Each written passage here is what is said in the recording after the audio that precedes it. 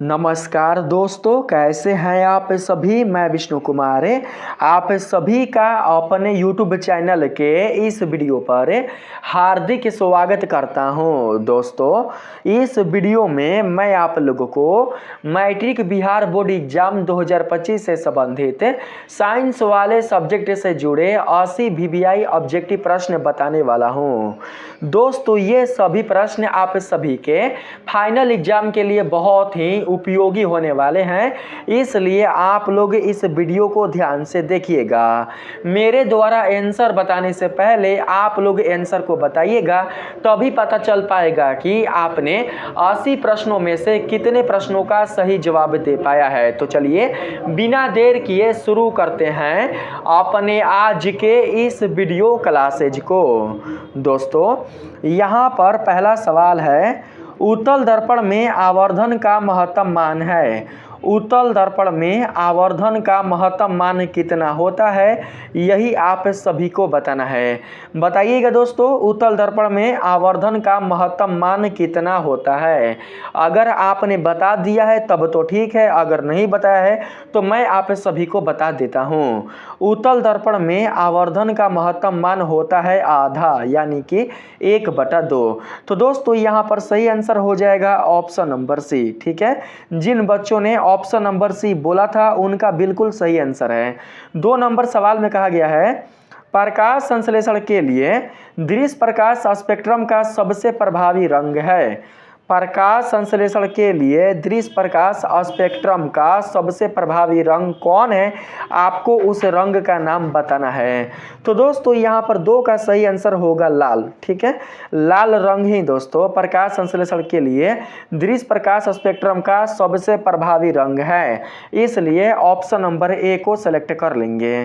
3 number सवाल में कहा गया है, किस युक्ति में, सुनिएगा ध्यान से, किस युक्ति में विभक्त वलय दिक् परिवर्तक का कार्य करता है। किस युक्ति में विभक्त वलय दिक् परिवर्तक का कार्य करता है। तो दोस्तों, यहाँ पर तीसरा का सही आंसर होगा विद्युत मोटर। विद्युत मोटर युक्ति में विभक्त वलय दिक् परिवर्तक का कार्य करता है, इसलिए सही ऑप्शन नंबर ए होगा। 4 नंबर सवाल में कहा गया है, प्रतिरोधकों के एक संयोजन में से एक प्रतिरोधक हटा लेने पर कुल प्रतिरोध बढ़ जाता है। यह संयोजित था किस क्रम में, आप लोगों को क्रम का नाम बताना है। क्रम 2 प्रकार के होते हैं, जिनमें से पहला है श्रेणी क्रम और दूसरा है समांतर क्रम। आप सभी को बताना है कि यह कौन सा क्रम होगा। ठीक है, अगर प्रश्न समझ में नहीं आया है मैं आप लोगों को बता देता हूँ।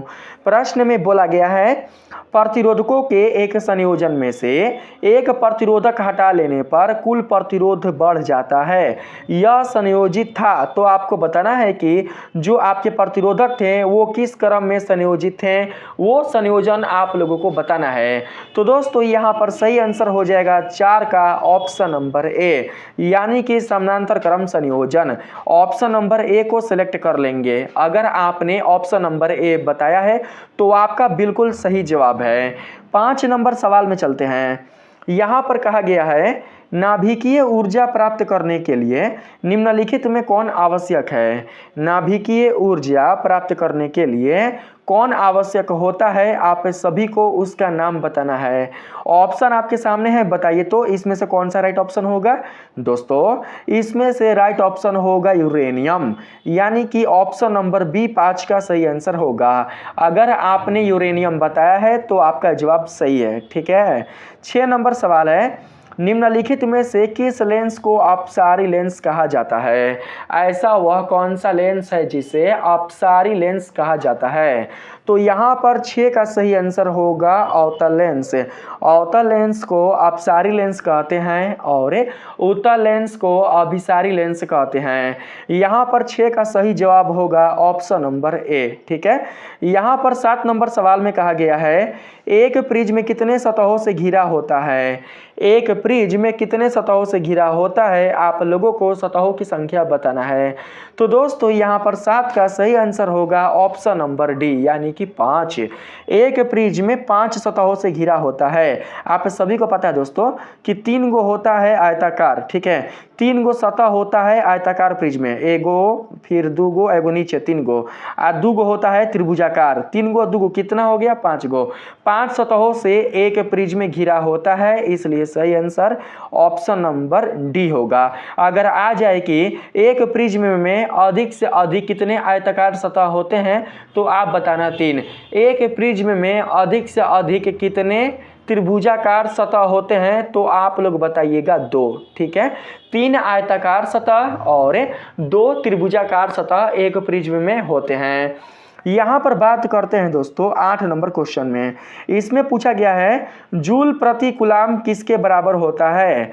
जूल प्रति कूलाम किसके बराबर होता है, जूल प्रति कूलाम 1 वोल्ट के बराबर होता है, यानी कि वोल्ट के बराबर होता है। 8 का सही आंसर होगा ऑप्शन नंबर ए, ठीक है।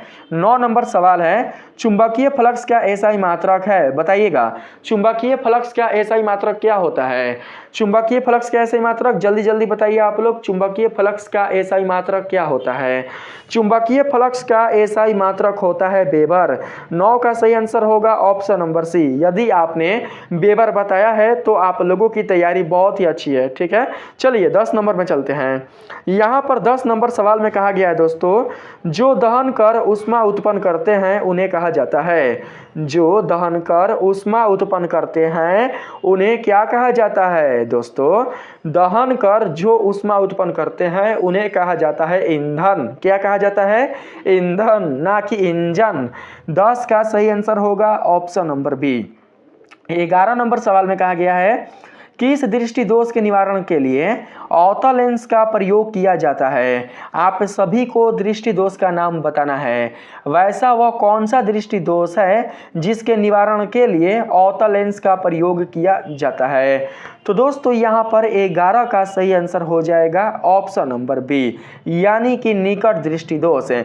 निकट दृष्टि दोष के निवारण के लिए ही अवतल लेंस का प्रयोग किया जाता है, आप लोग बिल्कुल भी नहीं भूलिएगा, ठीक है। यहाँ पर ऑप्शन नंबर हम लोग बी को सिलेक्ट कर लेंगे। दोस्तों यहाँ पर अगर आपको समझना है कि निकट दृष्टि दोष में कौन सा लेंस आएगा, अगर आप कभी कंफ्यूज हो जाते हैं कि निकट दृष्टि दोष में उत्तल लेंस आएगा या फिर अवतल लेंस आएगा, तो आप इसको ऐसे समझ सकते हैं निकट ना आवे। आपने दोस्तों एक चौपाई सुना होगा हनुमान चालीसा में, भूत पिशाच निकट नहीं आवे, ठीक है, भूत पिशाच निकट नहीं आवे। तो यहाँ पर हमें भूत को बिल्कुल भी नहीं लेना है, भूत से हमें लेना देना नहीं है, भूत पिशाच से कोई भी हमें मतलब नहीं है। निकट नहीं आवे, ठीक है, नहीं को भी हटा देना है, नहीं को भी दोस्तों साइड कर देना है, निकट आवे, निकट आवे, निकट मतलब निकट दृष्टि दोष, आवे यानी कि अवतल, ठीक है, निकट आवे, निकट आवे, आप लोग इसे याद रखिएगा।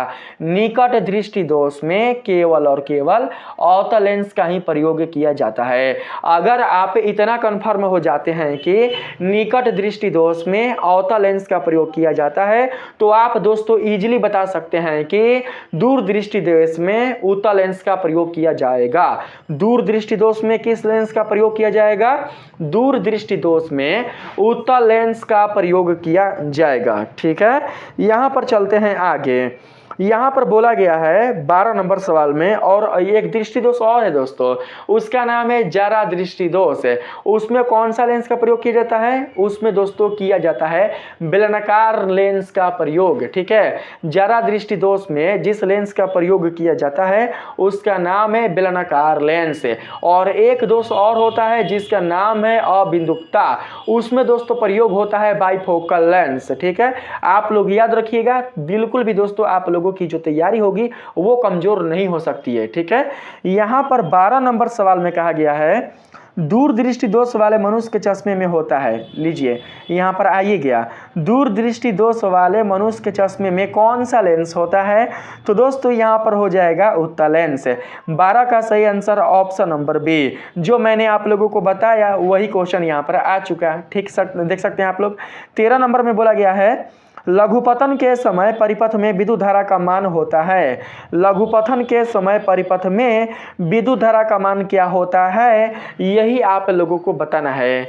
दोस्तों, परिपथ में जब भी लघुपतन होता है तो विद्युत धारा का मान बहुत ही ज़्यादा बढ़ जाता है। लघुपतन होने के कारण परिपथ में प्रवाहित होने वाली विद्युत धारा का मान बढ़ जाता है, इसलिए यहाँ पर सही आंसर होगा बहुत अधिक बढ़ जाता है। 13 का करेक्ट आंसर होगा ऑप्शन नंबर सी। 14 नंबर सवाल में कहा गया है दोस्तों, आप लोग यहाँ पर देख सकते हैं, कैगा नाभिकीय विद्युत संयंत्र किस राज्य में स्थित है। कैगा नाभिकीय विद्युत संयंत्र किस राज्य में स्थित है। तो दोस्तों यहाँ पर 14 का सही आंसर हो जाएगा ऑप्शन नंबर बी यानी कि कर्नाटक।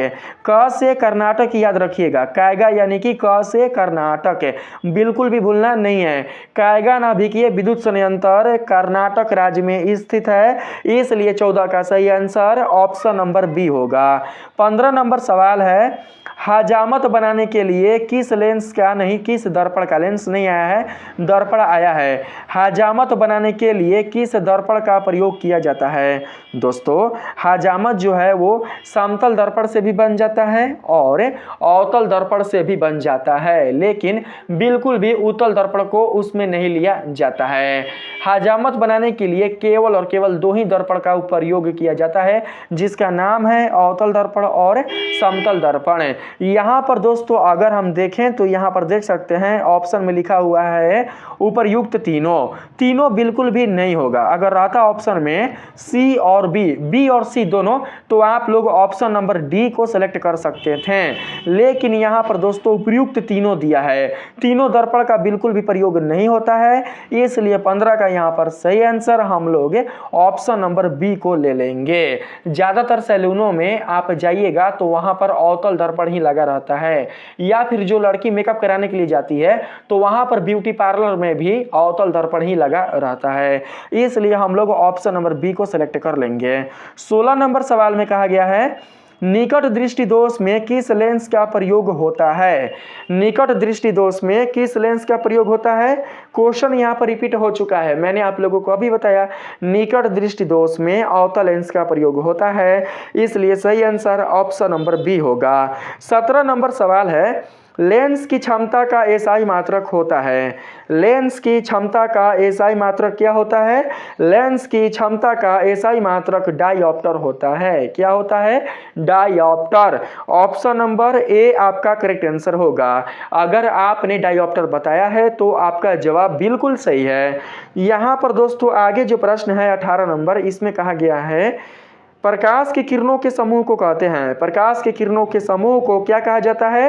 प्रकाश के किरणों के समूह को किरण पुंज कहा जाता है। क्या कहा जाता है, किरण पुंज।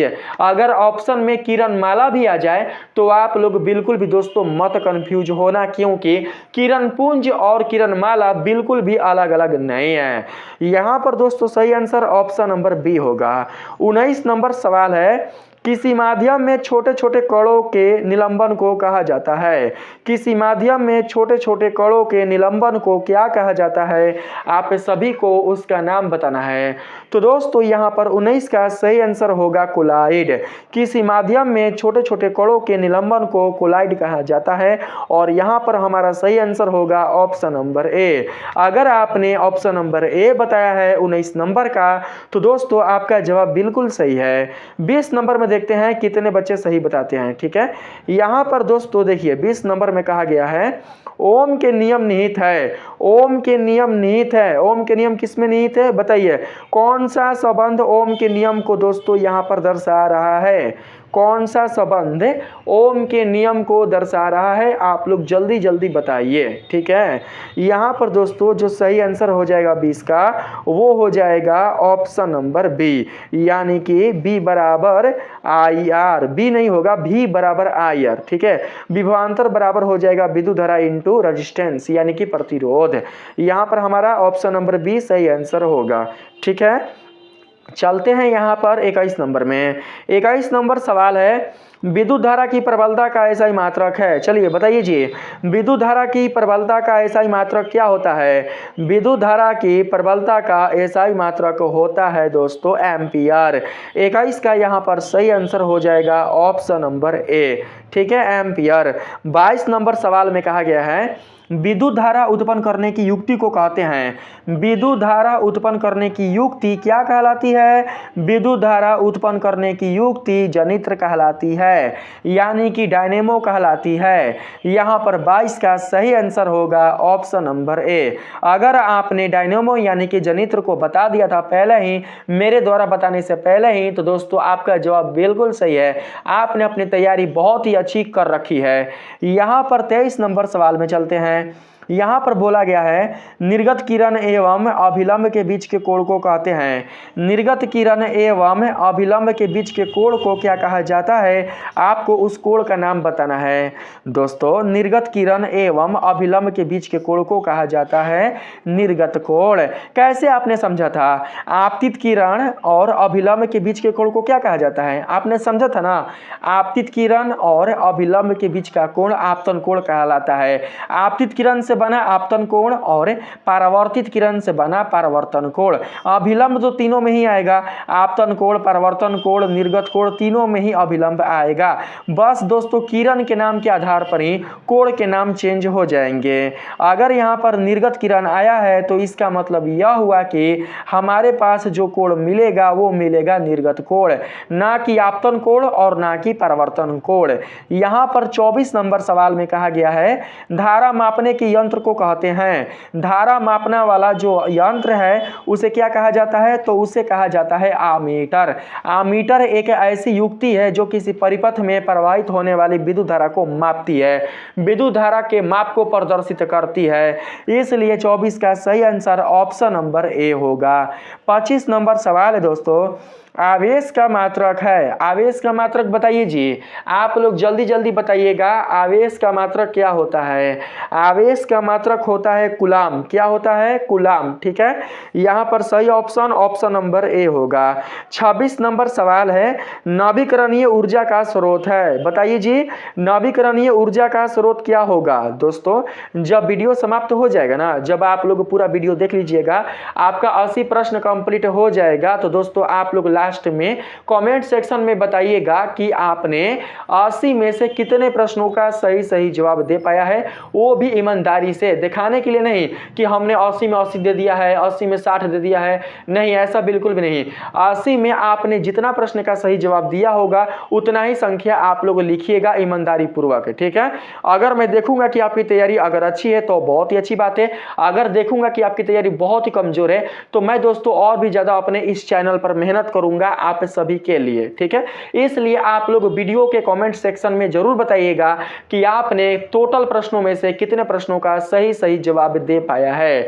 अगर किसी बच्चे का 80 में से 80 प्रश्न ही सही हो जाता है तो मेरे तरफ से उन्हें बहुत बहुत बधाई है, उन्होंने अपनी बहुत तैयारी अच्छी रखी है। मैं उन्हें बस यही कहना चाहूंगा कि आप इसी तरीके से अपनी तैयारी आगे लेकर जाइएगा, भगवान आपको हमेशा सफलता की ओर ही लेकर जाएंगे। और जब आप एग्जाम दे दीजिएगा तो उसके बाद आपका जो रिजल्ट आएगा वो भी बहुत ही अच्छा आएगा। जो पढ़ेगा भैया उसी का तो रिजल्ट आएगा, जो मेहनत करेंगे उसी को तो फल मिलेगा, जो मेहनत नहीं करेंगे उनको फल कहां से मिलेगा? आप ही लोग बताइए, ठीक है। आप लोग कोशिश कीजिए दोस्तों, मैं जो भी वीडियो लेकर आ रहा हूं अपने चैनल पर, आप लोग कोशिश कीजिए कि मेरे वीडियो में जो भी प्रश्न आए उसमें से कोई भी प्रश्न आप लोगों से ना छूटे। मेरे द्वारा आंसर बताने से पहले ही आप लोग उसका आंसर बता दें, ठीक है। ऐसी आप लोग अपनी तैयारी रख लीजिए। चलते हैं आगे। यहाँ पर दोस्तों बोला गया है 27 नंबर क्वेश्चन में, शायद मैंने 26 छोड़ दिया है, 26 में बोला गया है नवीकरणीय ऊर्जा का स्रोत है। नवीकरणीय ऊर्जा का स्रोत कौन है? इन चारों में से बताइए। तो नवीकरणीय ऊर्जा का स्रोत है सौर ऊर्जा, ठीक है। यहाँ पर सौर ऊर्जा 26 का करेक्ट आंसर होगा। 27 नंबर सवाल है, विद्युत बल्ब के फिलामेंट में किस तत्व का उपयोग होता है? बताइए जी, विद्युत बल्ब के फिलामेंट में किस तत्व का उपयोग होता है? है। विद्युत बल्ब के फिलामेंट में उपयोग होने वाला जो तत्व है उसका नाम है क्या? तो दोस्तों उसका नाम है टंगस्टन। ऑप्शन नंबर ए 27 का सही आंसर होगा। टंगस्टन तत्व पूछा है दोस्तों, ये ना कि आप लोग नाइक्रोम मार दीजिएगा। बहुत सारे बच्चे क्या करते हैं कि नाइक्रोम मार देते हैं, नाइक्रोम को सेलेक्ट कर देते हैं। नाइक्रोम बिल्कुल भी नहीं होगा यहाँ पर दोस्तों। तंतु नहीं पूछा है, तंतु नहीं पूछा गया है, पूछा गया है तत्व, इसलिए दोस्तों यहाँ पर टंगस्टन होगा, क्योंकि नाइक्रोम बिल्कुल भी तत्व नहीं है, मिश्र धातु है। यहाँ पर अगर हम बात करें 28 नंबर में, तो इसमें बोला गया है निम्नलिखित यौगिकों में कौन दुर्बल अम्ल है? दुर्बल अम्ल का नाम बताना है दोस्तों। यहाँ पर सल्फ्यूरिक अम्ल, एसिटिक अम्ल, नाइट्रिक अम्ल, ये तीनों के तीनों जो अम्ल है, नाइट्रिक अम्ल नहीं होगा, हाइड्रोक्लोरिक अम्ल। हाइड्रोक्लोरिक अम्ल सुनिएगा ध्यान से, हाइड्रोक्लोरिक अम्ल, सल्फ्यूरिक अम्ल और यहाँ पर नाइट्रिक अम्ल, ये तीनों के तीनों अम्ल होते हैं प्रबल। ये तीनों के तीनों अम्ल कैसे होते हैं? ये तीनों के तीनों अम्ल होते हैं प्रबल। लेकिन हमारा जो यहाँ पर एसिटिक अम्ल है वो बिल्कुल भी प्रबल नहीं होता, यह दुर्बल होता है, इसलिए 28 का सही आंसर ऑप्शन नंबर बी होगा। 29 नंबर सवाल में कहा गया है निम्नलिखित में कौन उपधातु है जिसमें धातु और अधातु का दोनों गुण पाया जाता है? दोस्तों बताइए तो यहाँ पर जल्दी जल्दी बताइएगा, इनमें से कौन उपधातु है? ठीक है, यहाँ पर दोस्तों आप लोग देख सकते हैं कि जो हमारा आयरन है वो भी धातु है, कॉपर भी धातु है, निकेल भी धातु है, यानी कि सही आंसर होगा असर्निक। असर्निक हमारा उपधातु है, जर्मनियम हमारा उपधातु है, इसलिए correct answer option number D होगा। 30 नंबर सवाल में कहा गया है निम्नांकित में किस धातु का विस्थापन उसके लवण के विलयन से लोहा द्वारा होता है? आप सभी को दोस्तों उस धातु का नाम बताना है। इससे संबंधित कुल जितने सारे दोस्तों वीडियो है वो मैंने अपने इस चैनल पर पढ़ा रखा है। अगर दोस्तों आपको केमिस्ट्री समझ में नहीं आती, अगर आप केमिस्ट्री में वीक है, तो दोस्तों अभी भी आप लोगों के पास समय है, आप लोग मेरे चैनल पर जाइए, लिस्ट में दोस्तों आप लोगों को मिल जाएगा, वहाँ पर लिखा होगा रासायनिक समीकरण, यानी कि जो भी आप लोगों को केमिस्ट्री सीखना है ना, केमिस्ट्री, बेसिक ऑफ केमिस्ट्री, एक लिस्ट होगा जिसका नाम होगा बेसिक ऑफ केमिस्ट्री। केमिस्ट्री में आप लोगों को बेसिक क्या क्या जानना है वो सारा चीज मैंने अपने इस चैनल पर पढ़ा रखा है। ठीक है दोस्तों, कैसे आप लोगों को समीकरण को संतुलित करना है, कैसे आप लोगों को ऑक्सीकारक और अवकारक पदार्थों की पहचान करना है, कैसे आप लोग दोस्तों पीएच मान याद कर सकते हैं, कैसे आप लोग लवण की पहचान कर सकते हैं, बहुत सारे जानकारियों के बारे में मैंने आप लोगों को इस चैनल के माध्यम से बताया है। तो आप लोग जाइएगा मेरे प्लेलिस्ट में आपको दोस्तों एक लिस्ट मिलेगा जिसका नाम होगा बेसिक ऑफ केमिस्ट्री। अगर आप उसमें जाते हैं तो दोस्तों वहां पर जो भी आपको वीडियो मिलेंगे, अगर आप अपने हिसाब से, अपने इंटरेस्ट के हिसाब से, जिसमें भी आप कमजोर होंगे, अगर आप उस वीडियो को देख लेते हैं तो दोस्तों आपकी केमिस्ट्री बहुत ही अच्छी हो जाएगी। अगर वीडियो पसंद नहीं आएगा तो आप लोग दोबारा मेरे चैनल को कभी भी ओपन मत कीजिएगा। ठीक है, बस एक बार जाकर मेरे वीडियो को जरूर से देखिएगा अगर आप केमिस्ट्री में वीक हैं तो। ठीक है, यहाँ पर चलते हैं दोस्तों अपने 30 नंबर के सवाल में। 30 नंबर क्वेश्चन में कहा गया है निम्नांकित में किस धातु का विस्थापन उसके लवण के विलयन से लोहा द्वारा होता है? तो दोस्तों यही तो मैंने पूछा था। तो यहाँ पर जानते हैं कौन सा यहाँ पर सही आंसर होगा? यहाँ पर हो जाएगा दोस्तों तांबा, क्योंकि यहाँ पर दोस्तों तांबा का जो क्रियाशीलता होता है वो लोहा से अधिक होता है। सॉरी, यहाँ पर लोहा द्वारा होता है ना, यानी कि लोहा की जो क्रियाशीलता होती है वो तांबा से ज़्यादा होता है, इसलिए सही आंसर ऑप्शन नंबर ए होगा। ठीक है, यहाँ पर बात करते हैं 31 नंबर के क्वेश्चन में। इसमें बोला गया है खड़िया का रासायनिक सूत्र है। खड़िया का रासायनिक सूत्र क्या होता है? खड़िया का रासायनिक सूत्र होता है दोस्तों ऑप्शन नंबर सी, यानी कि कैल्शियम कार्बोनेट। कैल्शियम कार्बोनेट को ही खड़िया कहा जाता है, इसलिए बिल्कुल भी नहीं भूलिएगा। ठीक है, रासायनिक सूत्र कैसे बनाते हैं, रासायनिक सूत्र कौन कौन से होते हैं, ये सारा चीज मैंने आप लोगों को बता दिया है, बस आप लोग जाकर देख लीजिएगा। 32 नंबर क्वेश्चन में कहा गया है वेल्डिंग में किस गैस का उपयोग होता है? वेल्डिंग के लिए किस गैस का प्रयोग किया जाता है? आप सभी को उस गैस का नाम बताना है। तो दोस्तों यहाँ पर 32 का सही आंसर होगा एथाइन। वेल्डिंग के लिए एथाइन गैस का उपयोग होता है, इसलिए सही आंसर ऑप्शन नंबर बी होगा। 33 नंबर सवाल है, अवक्षेपण अभिक्रिया से किस प्रकार का लवण प्राप्त होता है? अवक्षेपण अभिक्रिया से किस प्रकार का लवण प्राप्त होता है बताइए। तो देखिए, अवक्षेपण अभिक्रिया में हमें अवक्षेप प्राप्त होता है। आप लोग दोस्तों पढ़े होंगे, जानते होंगे, अवक्षेपण अभिक्रिया एक ऐसी अभिक्रिया होता है जिसमें अभिक्रिया के फलस्वरूप एक अवक्षेप प्राप्त होता है, और यह अवक्षेप किस रूप में होता है? यह अवक्षेप ठोस रूप में होता है। और आप सभी जानते हैं दोस्तों कि जो ठोस पदार्थ होते हैं वो किसी विलयन में बिल्कुल भी घुल नहीं पाते। जब घुल नहीं पाते तो हम उन्हें कहेंगे अविलय। क्या कहेंगे? अविलय। तो दोस्तों यहाँ पर 33 का सही जवाब होगा ऑप्शन नंबर बी, यानी कि अविलय। 34 नंबर क्वेश्चन में कहा गया है, बेकिंग सोडा का रासायनिक नाम है। बताइए तो बेकिंग सोडा का रासायनिक नाम क्या है? आप सभी को रासायनिक नाम बताना है बेकिंग सोडा का। बेकिंग सोडा एक व्यापारिक नाम है, आप लोगों को इसका रासायनिक नाम बताना है। कैसे दोस्तों? हो गया नमक, नमक हो गया व्यापारिक नाम, और जो नमक का दोस्तों होता है रासायनिक नाम सोडियम क्लोराइड, वो हो गया रासायनिक नाम। तो दोस्तों वैसे ही आप लोगों को यहाँ पर बताना है। तो दोस्तों मैं आप सभी को बता दूं कि बेकिंग सोडा का रासायनिक नाम होता है क्या? तो दोस्तों सोडियम हाइड्रोजन कार्बोनेट। इसका जो अणु सूत्र है वो होता है NaHCO3, ठीक है, NaHCO3, सोडियम बाइकार्बोनेट। इसको सोडियम बाइकार्बोनेट भी कहा जाता है, इसी को बेकिंग सोडा के नाम से जाना जाता है। इसलिए यहाँ पर ऑप्शन नंबर बी आपका सही आंसर होगा। ठीक है, आप लोग ऐसे याद रखना ना, ब है ना, तो ब से आप लोग याद रखना, ब से दोस्तों बाई, ठीक है, बाई। आ क से कार्बोनेट, ठीक है, बेकिंग है ना बेकिंग, तो क से हो गया कार्बोनेट, आ ब से हो गया बाई, बाई कार्बोनेट। यहाँ पर अगर हम ऐसे लिखते हैं, अगर हम ऐसे लिखते हैं Na2CO3, तो यह हो जाता सोडियम कार्बोनेट, जिसे बिल्कुल भी बेकिंग सोडा नहीं कहा जाता है। ठीक है, इसे बिल्कुल भी बेकिंग सोडा नहीं कहा जाता। अगर हम यहाँ पर H डाल देंगे, H डालेंगे तो सोडियम एगो हो जाएगा, ठीक है, NaHCO3, तो दोस्तों इसी को कहा जाएगा क्या? तो बेकिंग सोडा, जिसका रासायनिक नाम है। अगर आपको रासायनिक नाम नहीं पता है, अणु सूत्र याद है, तो आप अणु सूत्र से दोस्तों क्या कर सकते हैं? पता कर सकते हैं। देखिए, Na से सोडियम, H से हाइड्रोजन और CO3 से कार्बोनेट, तो आ नहीं गया sodium hydrogen carbonate. Option number B 34 का करेक्ट आंसर होगा। 35 नंबर सवाल में कहा गया है, निम्न में से कौन सा उत्पाद लेड नाइट्रेट को गर्म करने पर प्राप्त होता है? आप जल्दी बताइए कि निम्न में से ऐसा वो कौन सा उत्पाद है जो लेड नाइट्रेट को गर्म करने पर प्राप्त होता है? तो यहाँ पर 35 का सही आंसर हो जाएगा NO2 और O2। ठीक है, यहाँ पर हो जाएगा दोस्तों नाइट्रस ऑक्साइड और ऑक्सीजन।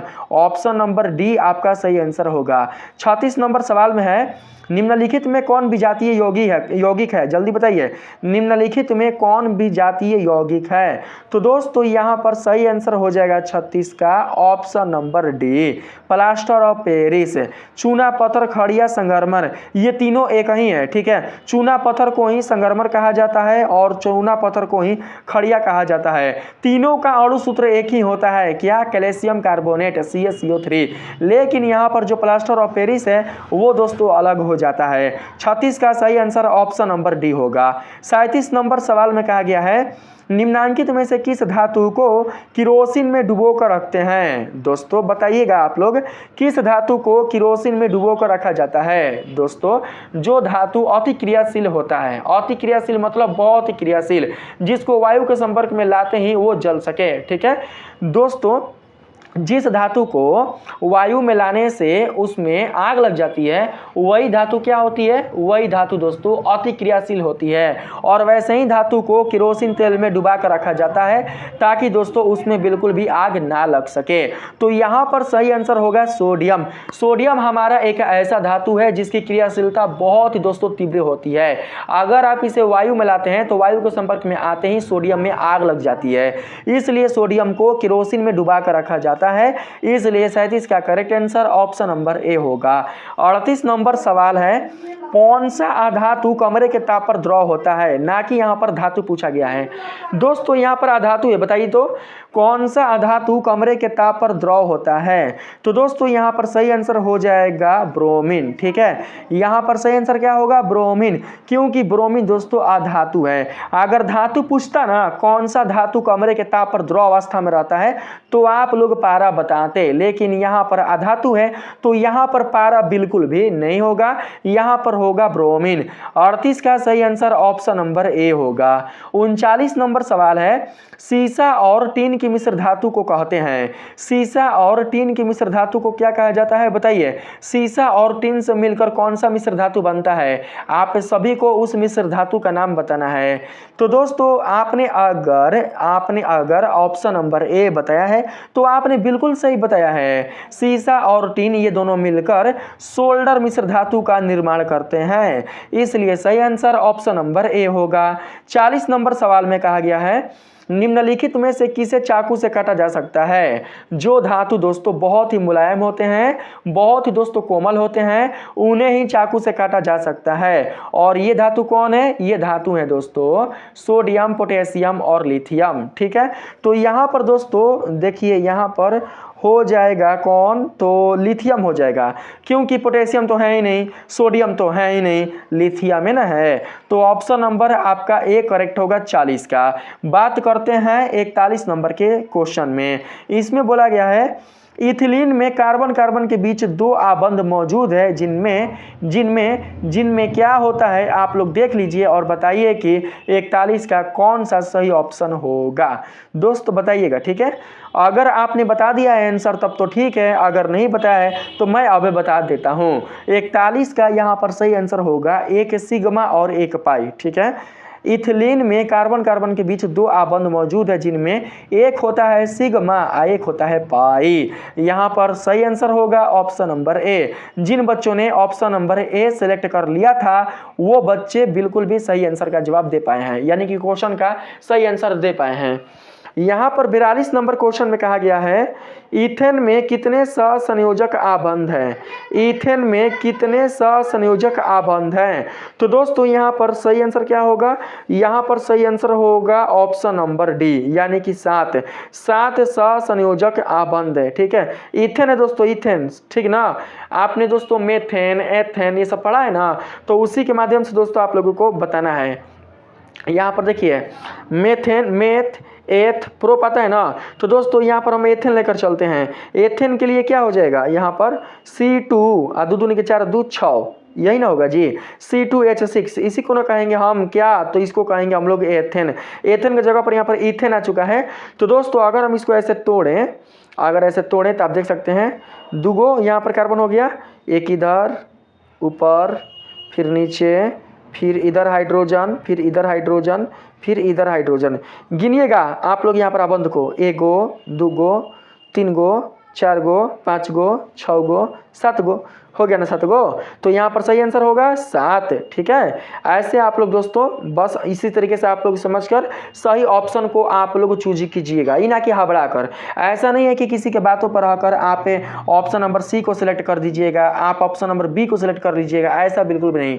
पहले आप लोग शांति से क्वेश्चन को पढ़िएगा, क्वेश्चन को अच्छे से समझिएगा, उसके बाद ही आप लोग आंसर बताने का प्रयास कीजिएगा। ठीक है, 43 नंबर क्वेश्चन में कहा गया है, CnH2n+2 किसका सामान्य सूत्र है। CnH2n+2 किसका सामान्य सूत्र है। तो दोस्तों आप लोगों को मैंने अभी बताया यहाँ पर किसका, तो एल्केन का। एल्केन का सामान्य सूत्र है कौन, CnH2n+2। एल्किन का क्या होता है, CnH2n, और एल्काइन का होता है CnH2n-2। तो यहाँ पर दोस्तों मैंने आप लोगों को तीनों का बता दिया। ठीक है, तो हम लोग ऑप्शन नंबर सी को सिलेक्ट कर लेते हैं। 44 नंबर सवाल में कहा गया है, नीला थोथा का रासायनिक सूत्र क्या है। नीला थोथा का रासायनिक सूत्र क्या होता है, बताइए तो। नीला थोथा का रासायनिक सूत्र होता है copper sulphate into 5H2O। Copper sulphate का जो अणु सूत्र होता है वो होता है CuSO4 और यहाँ पर 5H2O दोस्तों आप लोग देख सकते हैं। यानी कि कॉपर सल्फेट में जब 5 गुना जल की मात्रा आ जाती है तो उस स्थिति में हम उसे क्या कहेंगे, उसे हम दोस्तों तुतिया कहेंगे, यानी कि नीला थोथा कहेंगे। यहाँ पर बात करते हैं दोस्तों 45 नंबर के क्वेश्चन में। यहाँ पर बोला गया है आवर्त सारणी के उदर्ग स्तंभों को क्या कहा जाता है। आवर्त सारणी के उदर्ग स्तंभों को क्या कहा जाता है, आवर्त सारणी के उदर्ग स्तंभों को कहा जाता है वर्ग, और क्षैतिज जो कतारें होते हैं उन्हें कहा जाता है आवर्त।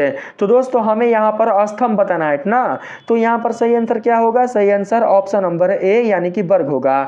46 नंबर सवाल है आवर्त सारणी के प्रथम वर्ग के सदस्य हैं। आवर्त सारणी के प्रथम वर्ग के सदस्य कौन हैं आप लोगों को बताना है। दोस्तों आवर्त सारणी के प्रथम वर्ग के सदस्य होते हैं क्षारीय। आवर्त सारणी के द्वितीय वर्ग के सदस्य होते हैं क्षारीय मृदा वाले। तो यहाँ पर क्षारीय मृदा तो नहीं है लेकिन केवल क्षारीय है, इसलिए सही आंसर ऑप्शन नंबर बी होगा। 47 नंबर का यहाँ पर क्वेश्चन है सोडियम कार्बोनेट का अणु सूत्र है। सोडियम कार्बोनेट का अणु सूत्र क्या होता है, सोडियम कार्बोनेट का अणु सूत्र होता है Na2CO3, जो कि मैंने आप लोगों को अभी तुरंत बताया था। ऑप्शन नंबर ए 47 का सही आंसर होगा। 48 नंबर सवाल है सबसे कठोरतम तत्व कौन है, आप सभी को पता होगा, बताइए सबसे कठोरतम तत्व कौन है। सबसे कठोरतम अगर कोई तत्व है तो उसका नाम है हीरा। यहाँ पर option number B correct answer होगा। 49 नंबर सवाल में कहा गया है अक्रिय तत्व कौन है। अक्रिय तत्व कौन है जी, अक्रिय तत्व हो जाएगा दोस्तों हीलियम। ठीक है, यहाँ पर कार्बन, सोना, हाइड्रोजन सब सक्रिय तत्व हैं। ऑप्शन नंबर बी 49 का सही आंसर होगा। 50 नंबर सवाल में यहाँ पर पूछा गया है आप लोगों से आधुनिक आवर्त सारणी में तत्वों के वर्गीकरण का आधार है। आधुनिक आवर्त सारणी में तत्वों के वर्गीकरण का आधार क्या है। तो दोस्तों आपने जाना होगा, जब आपने पढ़ाई किया होगा तो उसमें जाना होगा कि आधुनिक आवर्त सारणी हमारा परमाणु संख्या के आधार पर ही आधारित है। तो यहाँ पर हो जाएगा परमाणु संख्या, ऑप्शन नंबर डी 50 का सही आंसर होगा। अगर आपने ऑप्शन नंबर डी बता दिया था तो दोस्तों आपने बिल्कुल सही बताया था। 51 नंबर सवाल है हीलियम कैसा तत्व है, बताइए हीलियम कैसा तत्व है, बताइएगा हीलियम कैसा तत्व है। हीलियम दोस्तों एक प्रकार का अक्रिय तत्व है। यहाँ पर 51 का सही आंसर ऑप्शन नंबर ए होगा। अक्रिय तत्व होने के कारण ही हीलियम को रखा जाता है वर्ग 18 में। वर्ग 18 के तत्वों के समूह में हीलियम को रखा जाता है। वर्ग 18 का पहला तत्व हीलियम ही होता है ना। यहाँ पर 52 नंबर सवाल है कौन सा अधातु विद्युत का सुचालक होता है, बताइए जी ऐसा वो कौन सा धातु है जो विद्युत का सुचालक होता है। तो दोस्तों यहाँ पर सही आंसर होगा ग्रेफाइट ना। ग्रेफाइट जो है वो अधातु का विद्युत सुचालक होता है, सॉरी विद्युत का सुचालक होता है, अधातु का नहीं, क्योंकि अधातु तो स्वयं ही है ग्रेफाइट ना। जो ग्रेफाइट होता है वो विद्युत का सुचालक होता है, अधातु होते हुए भी विद्युत धारा के गुण को प्रदर्शित करता है, इसलिए सही आंसर ऑप्शन नंबर बी हमारा हो जाएगा। 53 नंबर सवाल है दोस्तों आधुनिक आवर्त सारणी में कितने वर्ग हैं। आधुनिक आवर्त सारणी में टोटल 18 वर्ग हैं, आप सभी को पता होगा। यहाँ पर सही आंसर ऑप्शन नंबर डी होगा। 54 नंबर सवाल में पूछा गया है दोस्तों उदासीन विलयन का पीएच मान क्या होगा। उदासीन विलयन का पीएच मान क्या होता है, उदासीन विलयन का पीएच मान 7 के बराबर होता है। उदासीन बोला है ना 7 के बराबर। यहाँ पर दोस्तों ऑप्शन नंबर सी 54 का करेक्ट आंसर होगा। अगर अम्लीय आ जाए आपके क्वेश्चन में तो दोस्तों पीएच मान हो जाएगा 7 से कम, अगर क्षारीय आ जाए तो पीएच मान हो जाएगा 7 से ज्यादा, लेकिन यहाँ पर पूछा गया है उदासीन, इसलिए 54 का सही आंसर 7 के बराबर यानी कि 7 के इक्वल होगा। यहाँ पर 55 नंबर सवाल है भारत सरकार ने बाघ संरक्षण योजना कब प्रारंभ की थी। भारत सरकार ने, इंडियन गवर्नमेंट ने बाघ संरक्षण योजना कब प्रारंभ की थी, बताइए। तो दोस्तों यहाँ पर 55 का सही आंसर हो जाएगा ऑप्शन नंबर कौन, तो दोस्तों हो जाएगा यहाँ पर ऑप्शन नंबर बी 1973 ईस्वी में। तो ऑप्शन नंबर बी आप लोग याद रखिएगा अगर आप लोगों को याद ना हो तो, ठीक है। यहाँ पर 56 नंबर सवाल है दोस्तों कोशिका का पावर हाउस कहा जाता है? कोशिका का पावर हाउस किसे कहा जाता है? कोशिका का पावर हाउस माइटोकॉन्ड्रिया को कहा जाता है, क्योंकि माइटोकॉन्ड्रिया के कारण ही जो हमें ऊर्जा है वो दोस्तों मिलती है। ठीक है, माइटोकॉन्ड्रिया में ही जो ऊर्जा है वो दोस्तों रिलीज होती है, इसलिए कोशिका का पावर हाउस माइटोकॉन्ड्रिया को कहा जाता है। तो यहाँ पर ऑप्शन नंबर ए 56 का सही आंसर होगा। इनको दोस्तों कोशिकांग कहते हैं। क्या कहते हैं? कोशिकांग। कोशिकांग इसलिए कहा जाता है क्योंकि ये कोशिका के अंग होते हैं। आपने 9 क्लास में बहुत ही अच्छे से पढ़ा होगा कोशिका के बारे में। ठीक है, यहाँ पर 57 नंबर सवाल में कहा गया है किस प्रकार के जनन में जनक के शरीर से कलिका निकलती है? किस प्रकार के जनन में जनक के शरीर से कलिका निकलती है? बताइए जी। जनन के प्रकार आप सभी के सामने आ चुका है, आप लोग बताइएगा 57 का कौन सा सही आंसर होगा। तो दोस्तों मैं आप सभी को बता दूं कि 57 का सही आंसर होगा ऑप्शन नंबर ए, यानी कि मुकुलन। मुकुलन में ही जनक के शरीर से कलिका निकलती है, इसलिए सही आंसर ऑप्शन नंबर ए होगा। 58 नंबर सवाल है मनुष्य में वृक्क संबंधित है। मनुष्य में वृक्क किससे संबंधित होता है? आप सभी को बताना है। दोस्तों जल्दी जल्दी बताइए, मनुष्य में वृक्क किससे संबंधित होता है? यहाँ पर 58 का अगर हम सही आंसर देखें तो दोस्तों वो हो जाएगा उत्सर्जन। मनुष्य में वृक्क उत्सर्जन से संबंधित होता है, इसलिए सही आंसर 58 का ऑप्शन नंबर सी होगा। 59 नंबर सवाल है दोस्तों, स्वपोषी पोषण के लिए आवश्यक है। स्वपोषी पोषण के लिए क्या आवश्यक है? स्वपोषी पोषण के लिए कार्बन डाइऑक्साइड भी आवश्यक है, क्लोरोफिल भी आवश्यक है और साथ ही सूर्य का प्रकाश भी आवश्यक है, इसलिए ऑप्शन नंबर डी सही आंसर होगा। ठीक है, 60 नंबर सवाल है निम्नलिखित में से कौन सा पादप हार्मोन है? इनमें से कौन सा हार्मोन पादप हार्मोन है, आपको उसका नाम बताना है।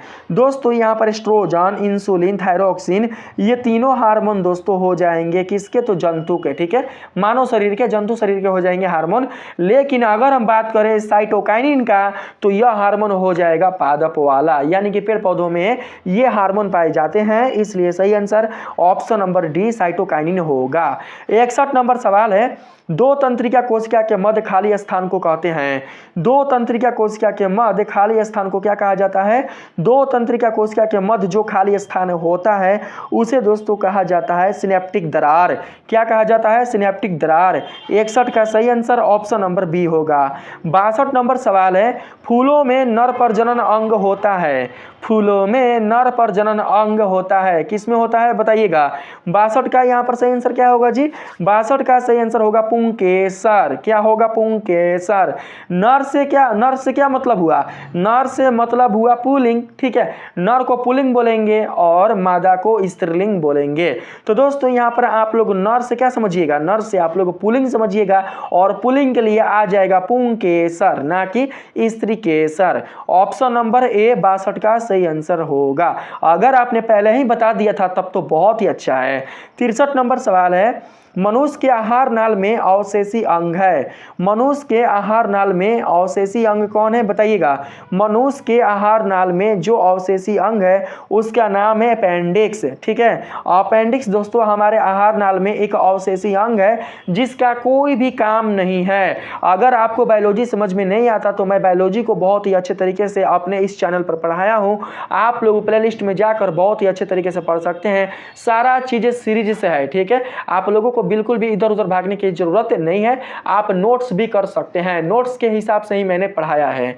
यहाँ पर बढ़ते हैं आगे। 64 नंबर सवाल है निम्न में कौन एक जैविक प्रक्रम द्वारा अपघटित होने वाला पदार्थ है। आप सभी को दोस्तों बताना है कि इनमें से कौन एक जैविक प्रक्रम द्वारा अपघटित होने वाला पदार्थ है। तो दोस्तों यहाँ पर 64 का करेक्ट आंसर हो जाएगा सूखे घास पत्ते। ऑप्शन नंबर ए 64 का सही आंसर होगा।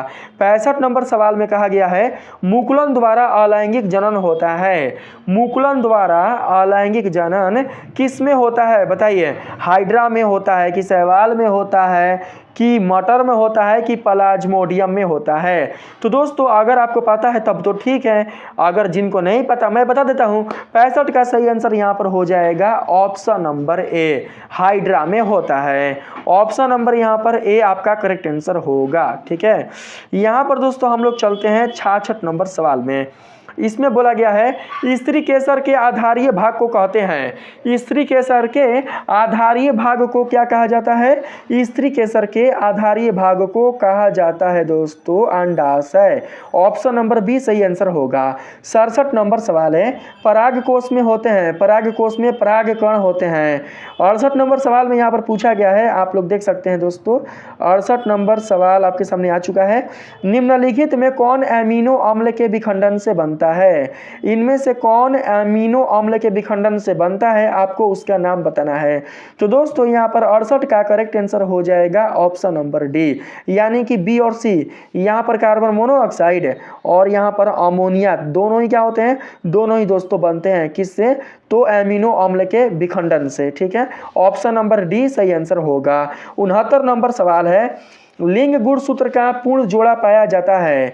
लिंग गुणसूत्र का पूर्ण जोड़ा किसमें पाया जाता है? लिंग गुणसूत्र का पूर्ण जोड़ा पाया जाता है दोस्तों पुरुष और स्त्री दोनों में। ठीक है, दोनों में ही पाया जाता है लिंग गुणसूत्र का पूर्ण जोड़ा। सॉरी ओनली फॉर स्त्री में। ठीक है, ओनली फॉर स्त्री में। यहाँ पर ऑप्शन नंबर बी सही आंसर होगा 69 का, ऑप्शन नंबर बी। मिस्टेक से मैंने बोल दिया था option number B, option number B यानी कि स्त्री में। 70 नंबर सवाल है, बाह्य परिस्थितिकी तंत्र में हिरण होते हैं। बाह्य परिस्थितिकी तंत्र में हिरण किस उपभोक्ता के अंतर्गत आते हैं, बताइए। तो दोस्तों यहाँ पर 70 का सही आंसर हो जाएगा ऑप्शन नंबर बी, यानी कि प्राथमिक उपभोक्ता।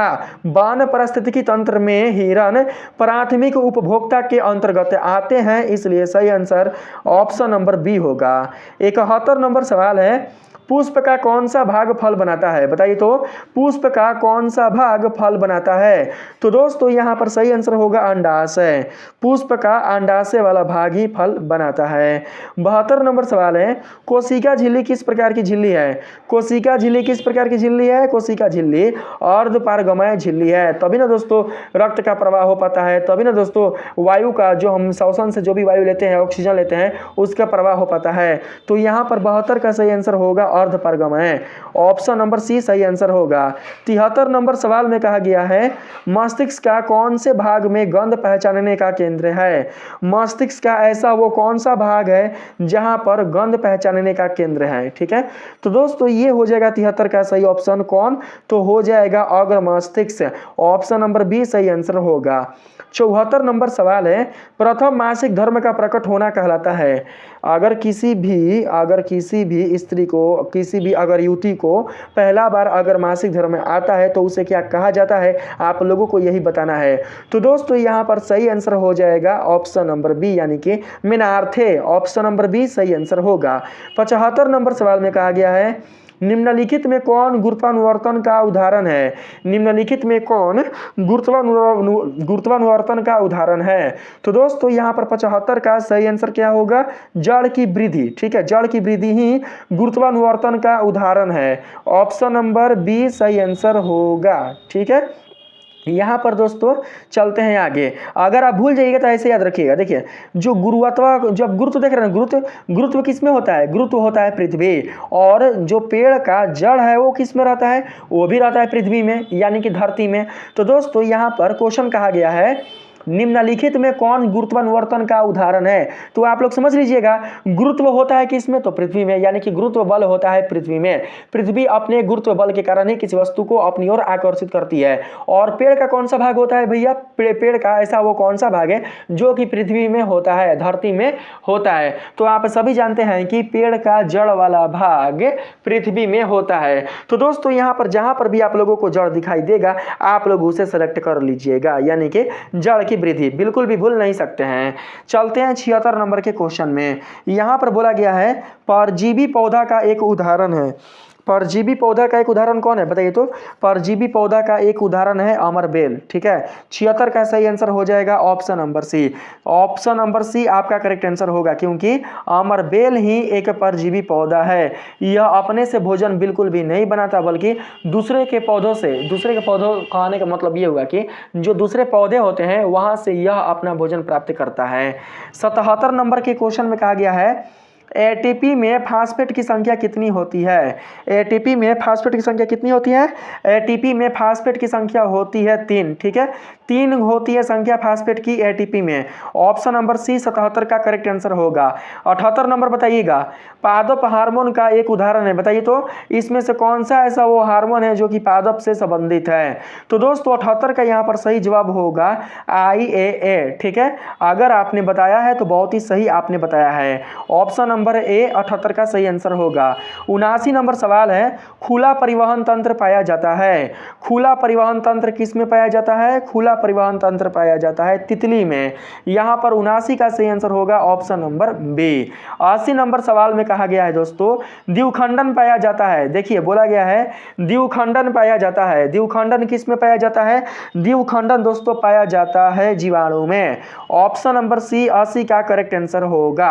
तो दोस्तों इस प्रकार से मैंने आप लोगों को इस वीडियो के माध्यम से आपके साइंस सब्जेक्ट से संबंधित कुल 80 VBI ऑब्जेक्टिव प्रश्नों को बता दिया है। दोस्तों अगर आप इन सभी प्रश्नों को अच्छे से समझकर इनके उत्तर को याद कर लेते हैं, अगर दोस्तों इनको अच्छे तरीके से कैप्चर कर लेते हैं, तो दोस्तों यकीन मानिए इनमें से कोई ना कोई दोस्तों आप लोगों के प्रश्न आपके एग्जाम में आ ही जाएंगे। कोई ना कोई नहीं बल्कि अधिकांश प्रश्न आपके एग्जाम में आएंगे। साइंस वाले एग्जाम में इनमें से दोस्तों अधिकांश प्रश्न आएंगे। दोस्तों ऐसा ही वीडियो, ऐसा ही दोस्तों जो क्वेश्चन है वो मैं आप लोगों के लिए लेकर आऊंगा। अगर दोस्तों आप लोगों ने अभी तक मेरे चैनल को बिल्कुल भी सब्सक्राइब नहीं किया है तो आप लोग जल्दी से मेरे चैनल को सब्सक्राइब कर लीजिए। अगर आप लोग दोस्तों अभी तक बिल्कुल भी वीडियो को लाइक नहीं किए हैं तो वीडियो को बिल्कुल भी लाइक किए आप लोग नहीं जाइएगा। तो चलिए मिलते हैं दोस्तों अगले वीडियो में। आप लोग बिल्कुल भी कमेंट सेक्शन में बताना नहीं भूलिएगा कि आपने 80 में से कितने प्रश्नों का सही जवाब दे पाया है। तब तक के लिए दोस्तों आप सभी को धन्यवाद।